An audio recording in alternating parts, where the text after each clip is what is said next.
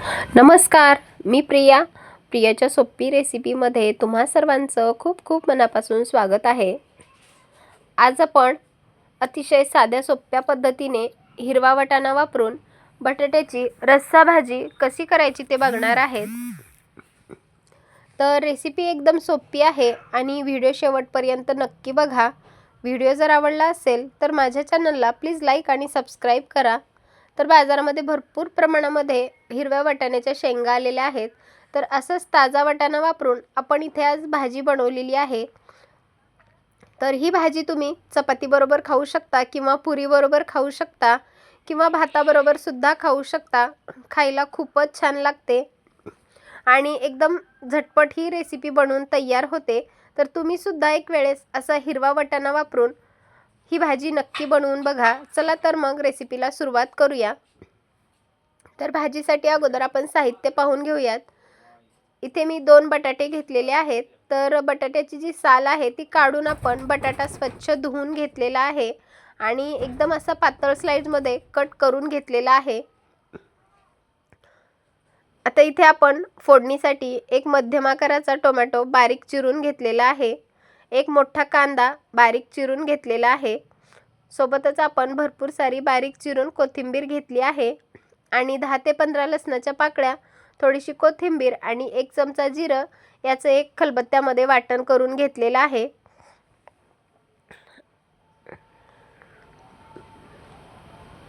आता इथे आपण एकदम ताजा आणि फ्रेश वाटाणा घेतलेला आहे. ज्या बाजारामध्ये शेंगा आलेल्या आहेत त्या शेंगा सोलून आपण 1 वाटी भरून वाटाणा घेतलेला आहे. आता जर तुमच्याकडे असा ताजा वाटाणा नसेल तर तुम्ही इथे फ्रोझन वाटाणा सुद्धा वापरू शकता. पण तो घ्यायचा असेल तुम्हाला तर तो रात्रभरासाठी तुम्हाला पाण्यात भिजत ठेवावा लागेल. आता इथे आपण भाजीमध्ये वांगे सुद्धा वापरणार आहेत. तर कोवळी ताजी आणि फ्रेश आपण इथे काटाळ वांगे घेतली आहेत. वांगे आपण 4 ते 5 घेतली आहेत. तर वांगे स्वच्छ त्याची ते जे काटे असतात ते काढून घेतले आहेत आणि पाण्यामध्ये मिठाच्या पाण्यामध्ये भिजत ठेवली आहेत. चला तर मग आता फोडणीची तयारी करूयात. गॅसवरती मी एक पातेलं गरम करण्यासाठी ठेवलं होतं. त्यामध्ये आपल्याला 1 पळी तेल टाकून घ्यायचं आहे आणि तेल चांगलं कडकडीत तापलं की त्यामध्ये मोहरी टाकून घेणार आहेत. आता मोहरी छान आपल्याला फुलवून घ्यायची आहे. आता मोहरी तेलामध्ये टाकली की मी गॅस बंद करून घेतला आहे, कारण आपली फोडणी करपू नये म्हणून गॅस बंद केलेला आहे. आता त्या तेलामध्ये आपण 1 चमचा जिरं टाकलेलं आहे. तर बघा आपलं जिरं आणि मोहरी छान असं फुललेलं आहे. लगेचच आपल्याला तेलामध्ये कांदा टाकून घ्यायचा आहे. आता मी गॅस ऑन करून घेतलेला आहे आणि कांदा आपल्याला अगदी गुलाबी रंगावर परतून घ्यायचा आहे. तर कांदा परतत असताना गॅसची फ्लेम आपल्याला अगदी कमीच ठेवायची आहे आणि अगदी मंद आचेवर हा कांदा अगदी गुलाबी रंग येईपर्यंत परतून घ्यायचा आहे. तर बघा कांदा आपला छान असा परतून झालेला आहे. आता यामध्ये आपण जे कोथिंबीरचं वाटण केलं होतं ते वाटण टाकून घ्यायचं आहे. आता हे वाटण सुद्धा आपल्याला अगदी 2 मिनिट चांगलं परतून घ्यायचं आहे. कांदा आणि कोथिंबीरचं वाटण आता आपलं छान असं परतून झालेलं आहे. हे वाटण चांगलं परतलं की आपण यामध्ये जो आपण टोमॅटो बारीक चिरून घेतला होता तो टोमॅटो टाकून घ्यायचा आहे. आता टोमॅटो सुद्धा आपल्याला अगदी मऊ होईपर्यंत शिजवून घ्यायचं आहे. आता हे जे वाटण आहे, कांदा, टोमॅटो आणि वाटण जे आहे ते परतत असताना गॅसची फ्लेम आपण अगदी कमीच ठेवलेली आहे आणि अगदी मंद आचेवर हे वाटण आपण परतून घेणार आहेत. तर आपला यामधील टोमॅटो पटकन परतावा म्हणून, म्हणजे पटकन मऊ व्हावा म्हणून यामध्ये आपण अर्धा चमचा मीठ टाकलेला आहे. मिठामुळे टोमॅटो जो आहे तो पटकन मऊ व्हायला मदत होते. आता बघा आपण हे 1-2 मिनिट चांगलं परतून घेणार आहेत. आता यामध्ये आपण काही सुके मसाले ॲड करणार आहेत. तर त्यामध्ये मी अर्धा चमचा हळदी पावडर टाकली आहे. हळद जी आहे ती आपण घरगुती हळद वापरलेली आहे. 1 चमचा धने पावडर टाकायची आहे. 1 चमचा गरम मसाला टाकायचा आहे आणि 1 चमचा आपल्याला कांदा लसूण मसाला टाकायचा आहे. आणि हे मसाले टाकून झाले की परत हे आपण चांगलं परतून घेणार आहेत. आता मसाले सुद्धा आपल्याला छान असे परतून घ्यायचे आहेत। जर तुम्हाला वाटलंच तर मसाले आपले करपतील तर तुम्ही यामध्ये अगदी 2 ते 3 चमचे पाणी सुद्धा टाकू शकता आणि मसाले छान असे परतून घेऊ शकता। आता मसाले आपले छान असे परतून झालेले आहेत। यामध्ये आपण जो बटाटा कट करून घेतला होता तो टाकून घ्यायचा आहे।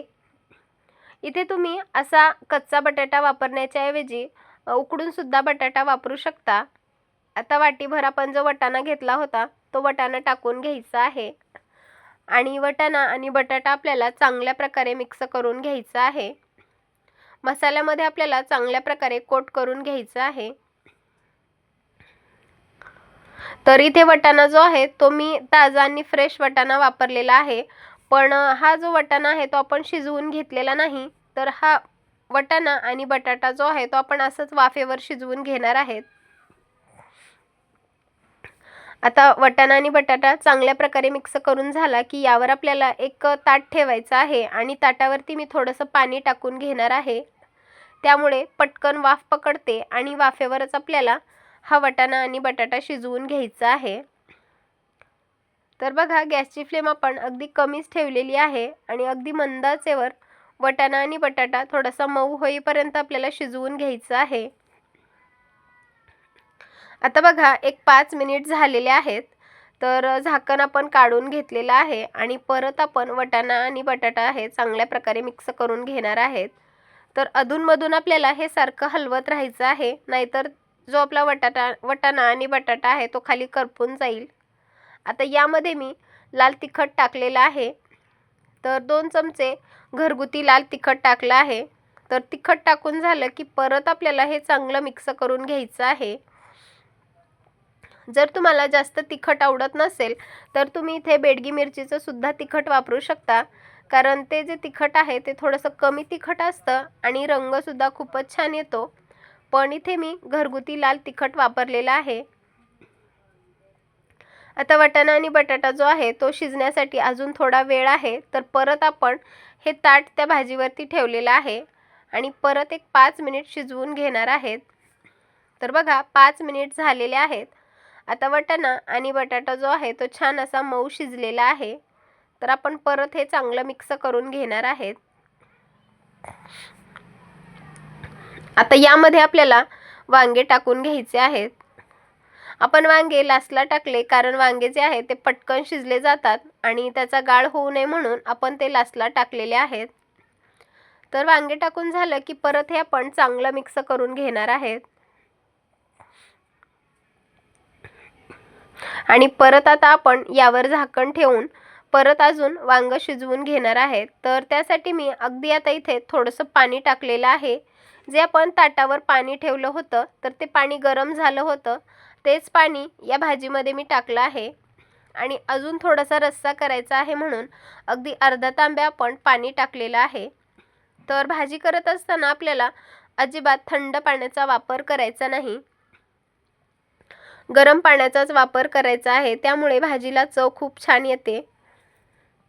आता चवीनुसार मीठ टाकून घ्यायचं आहे आणि भाजीला अजून छान अशी टेस्ट यावी आणि दाटसरपणा यावा म्हणून यामध्ये मी भाजलेल्या शेंगदाण्यांचं कूट टाकलेलं आहे।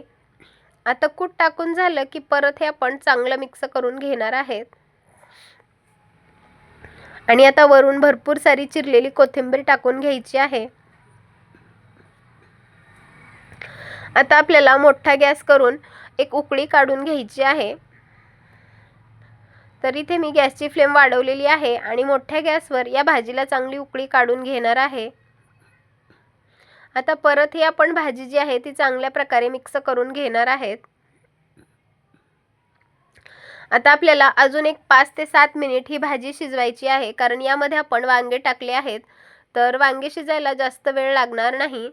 गॅसची फ्लेम आपण कमी केलेली आहे। एक उकळी काढली आणि कमी करून परत ही भाजी आता छान अशी मऊ शिजवून घेणार आहेत।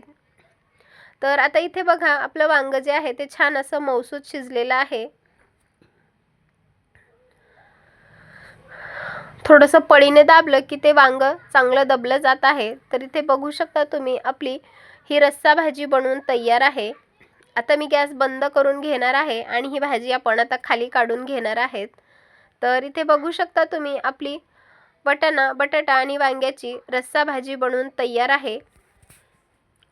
तर ही भाजी आता आपण लगेचच सर्व करणार आहेत। भाजीला खूप छान असा दाटसरपणा आलेला आहे आणि हिरव्या वाटाण्याची भाजी खायला खूपच छान लागते। अगदी दाटसरपणा सुद्धा आलेला आहे। तर लगेचच ही आपण एका वाटीमध्ये सर्व करूयात। तर इथे बघू शकता तुम्ही आपली वाटाण्याची हिरवा वाटाणा वापरून वांगा बटाटाची रस्सा भाजी बनवून तयार आहे। तर ही जी भाजी आहे ती आपण अशा गुबगुबीत पुरीबरोबर सुद्धा खाऊ शकता। पुरीबरोबर खायला ही भाजी खूपच छान लागते किंवा भाताबरोबर सुद्धा तुम्ही ही भाजी खाऊ शकता। तर आजची ही रेसिपी तुम्हाला कशी वाटली मला नक्की कमेंट करून सांगा। चला तर मग पुन्हा भेटूयात, तोपर्यंत धन्यवाद।